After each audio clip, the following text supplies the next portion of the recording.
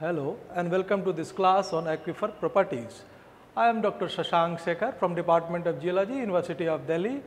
I will be helping you in learning aquifer properties. Now, what is an aquifer? Let's think in terms of a body which stores and transmits water. That is an aquifer. It stores, transmits, yields in sufficient economic value. It has to yield so much that it can be economically exploited. And in this module, you will learn about types of aquifer, variants like aquifuse, aquiclude, etc., properties which help aquifer to transmit, to store and yield water. Further, you will have a lot of illustrations and exercises, small equations which will help you in learning. Now, let us move to the classroom for further discussion on each of these subtopics. Okay, aquifer properties. Now, before we mention it stores, transmits water and then yields insufficient for economic exploitation. Now, there must be a property which quantifies the storage and transmission. But before we move on to this, let's understand the types of aquifer. How many types of aquifers are there? Now, we have unconfined aquifer. What is an unconfined aquifer? It's an aquifer where at the bottom you have impervious material and the top is open. There is no impervious material. So, rainwater can infiltrate and percolate directly, saturate it and create water table. If you look at figure 1 in your module, it shows an unconfined aquifer where the bottom is impervious and you have one type of material there. Here, the saturation top is water table. At water table, atmospheric pressure equals to hydrostatic pressure. The second type of aquifer is confined aquifer. Now, what is a confined aquifer? It's an aquifer where at the bottom and top you have impervious material. So, it's an aquifer where water is under pressure. The piezometric head, which represents the hydrostatic pressure of the aquifer, is mostly above the bottom of the top confining layer. Let's have a look at figure 2. It clearly shows there that the piezometric surface is above bottom of the top confining layer. Now, you must remember in unconfined aquifer, when you looked at figure 1, the saturated thickness was defined by the water table. Here, saturated thickness is thickness of the aquifer, while piezometric surface is much above the top of the saturation thickness. These are two fundamental differences. Second, if you look at confined aquifer, as you are seeing figure 2, here the recharge doesn't reach the aquifer directly. Rather, there is recharge from far off areas which bilateral flow comes to that place. In these days, you hear a lot about overexploitation. Sometimes you exploit the water so much that the piezometric surface comes below bottom of the top confining layer. In such cases, the saturation thickness changes with exploitation and the confined aquifer hydraulically behaves as an unconfined aquifer. Let's have a look at figure 3. It's a semi-confined aquifer. Here, the top layer is an aquitard, so it allows some amount of water to flow through it. Similarly, we have a purged aquifer. Now, what is a purged aquifer? Look, you have a huge stack of non-indurated sand It's an unconfined aquifer. Imagine there is a crescent shaped clay lens there. What will happen? When the water is infiltrating and percolating, it will do two things. It will saturate the aquifer from bottom to top, and at the same time, what it will do? It will get entrapped in that crescent shaped sand body. Figure 5 is a schematic drawing of purged aquifer. Look at it. You have a vadose zone and a saturated zone separated by water table. In vadose zone, you can see a crescent shaped clay body.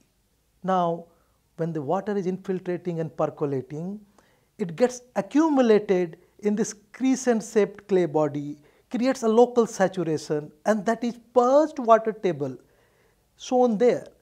Further, when you drill a well, you should puncture this and go to the main water body below the water table. Okay, by now you are familiar with types of aquifer. Let's come to aquifer properties. In this aquifer properties, we will first have porosity, which is most fundamental. Now, what is porosity? Porosity is measure of volume of voids, the space occupied by empties, to the total volume of rock or formation. You have a look at equation 1. You have N, which is porosity. In numerator, you have VV, which is volume of voids. In denominator, you have V, that is total volume of rock. Mostly porosity is expressed as percentage. That's why you multiply by 100. Now, porosity can be either primary porosity or secondary porosity. Have a look at figure 6. What is there? You have porosity, flow chart, primary porosity and secondary porosity. It's written, primary porosity is porosity formed during genesis of the formation. Secondary porosity, porosity formed after genesis of the formation, like sand sap porosity, which is primary porosity. Limestone fractured have porosity, which is secondary porosity. Porosity is a function of sorting, packing, shape and fabric of the grain. In case of secondary porosity, it is fracturing, etc., which matters. Okay, the next property is effective porosity. Now, what is this? What is this effective? Added before porosity. It's a measure of volume of interconnected pores, because in water science what matters is flow of water, and that is where interconnected pores gain their importance. So effective porosity is a ratio of the volume of interconnected pores to the total volume of rock or formation. You have a look at equation 2. It is explained there. Here E on the left is effective porosity. Vi in numerator is volume of interconnected pore space, voids. V in denominator is total volume of rock. It's as simple as that it matters in transmission of water. Yes, there you shouldn't be sleeping. This is a monotonous class on aquifer properties, and the next is a specific yield. Now, what is this specific yield? I think you remember we talked of yield of water, and this is a specific yield. It's the volume of water which is drained out of the aquifer that matters to us. Volume of water drained out of the aquifer under influence of gravity to the total volume of the formation. You have a look at equation 3. There you have Sy, which is a specific yield on the left, and in numerator you have Vw, that is volume of water drained under the influence of gravity, and in denominator you have V, volume of the aquifer. Have a closer look. If you have a closer look, there is no unit. It's dimensionless. A specific yield is dimensionless. And it's not over yet. You have many more. And the next is a specific retention. You shouldn't be talking only of yield. So we have a specific retention. What is that? Volume of water retained against the force of gravity to the total volume of the formation. Have a look at equation 4. On the left, you have SR, that is specific retention. This equals to VR, volume of water retained against the force of gravity, divided by V, total volume of rock. You will again examine there is no dimension here, it is dimensionless. Further, if you have a look at equation 5, where we add a specific yield and a specific retention, what you get is porosity. So, the addition of a specific yield and a specific retention is porosity. The next is a storage coefficient and a storativity. These are storage parameters. Now, what is storage coefficient? Volume of water released or taken in by an aquifer through unit cross-sectional area under influence of unit decline in head. So, it is volume by area multiplied by change in head. Again, it is dimensionless. Have a look at equation 6. Here we saw SC, that is storage coefficient. This equals to VW, volume of water either taken in or released by the aquifer, divided by A, area of the aquifer, and delta H, change in hydraulic head. In case of confined aquifers, this storage coefficient is often referred to as a storativity. Okay, we just finished a storage coefficient. Now, yet there is another storage parameter, a specific storage. This is defined as volume of water which comes in or comes out of the aquifer per unit volume of the aquifer per unit change in head. It's best expressed in equation 7, where VW is the volume of water drained. In denominator, you have V, that is the volume of the aquifer, and delta H, that is change in head. In confined aquifers, if you look at equation 8, we have S, that is storativity, equals to a specific storage SS into B, saturated thickness. We just finished a specific storage, that is the last storage parameter.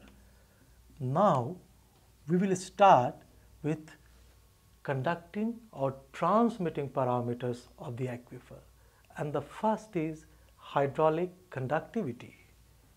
Now, what is this hydraulic conductivity? Very important in hydrogeology. Everybody discusses about this. It's volume rate, that is volume per unit time of water conducted through an aquifer, and water of given kinematic viscosity through unit cross-sectional area under influence of the given hydraulic gradient. If you have a look at equation 9, it elucidates the concept of hydraulic conductivity. K on the left is hydraulic conductivity.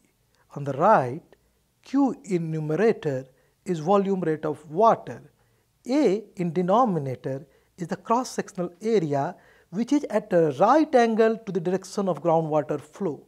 Delta H upon delta L is hydraulic gradient. Now, this hydraulic conductivity has dimension of L T minus 1, that is meter per day.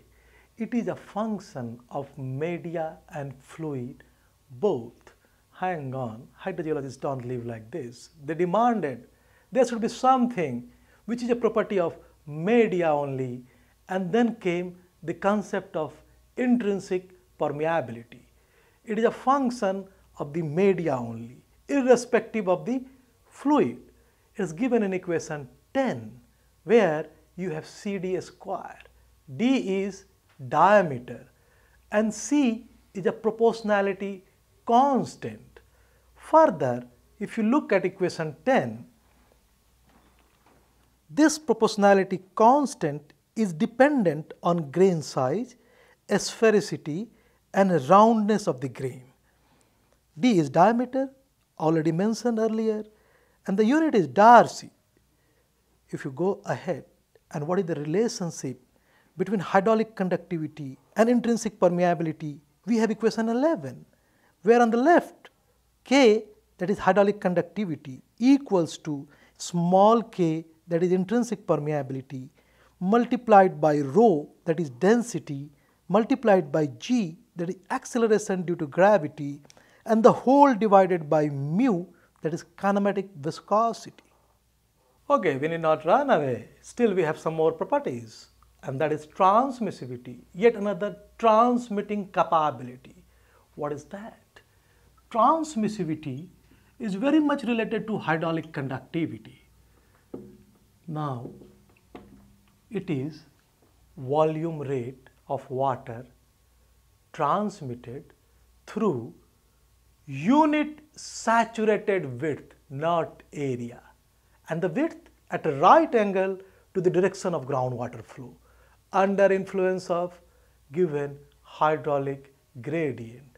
The unit is meter square per day, that is dimension L raised to 2 T raised to minus 1. Both of these, transmissivity and hydraulic conductivity, can be related through mathematical equations. Let's have first look at equation 12. Here T on the left is transmissivity and Q is volume rate of water. This is divided by W, that is saturated width of the aquifer, multiplied by delta H by delta L, that is hydraulic gradient. Now equation 13 gives a relationship between hydraulic conductivity and transmissivity. How? It divides the first equation 9 and then equation 12. What you see in the end is equation 14, which says that T, transmissivity, equals to K, hydraulic conductivity, multiplied by B, saturated thickness. If you have looked figure 7, it's very clear that W is the width and B is the saturated thickness. Let's summarize. We discussed about aquifers, formations which store and transmit water. They also yield insufficient for economic exploitation. We have aquicludes, which are only porous, not permeable. We have aquitards, which are porous with limited permeability. We have aquifers, neither porous nor permeable. Then we discussed about types of aquifer: confined, unconfined, semi-confined and purged aquifers. Then we went to aquifer properties. We started with porosity, that is volume of void vis-a-vis volume of formation. Effective porosity, volume of interconnected voids vis-a-vis volume of formation. Specific yield, volume of water drained under influence of gravity to the total volume of formation. A specific retention, volume of water retained against the force of gravity to the volume of formation. Storage coefficient, volume of water released or taken in by an aquifer through unit cross-sectional area by unit decline in head. Hydraulic conductivity, volume rate, not volume, of water transmitted through unit cross-sectional area under influence of given hydraulic gradient, and then we came to transmissivity, volume rate of water transmitted through unit saturated width under influence of given hydraulic gradient. In both cases, hydraulic conductivity and transmissivity, kinematic viscosity of the fluid has to be same. That's all. Thank you.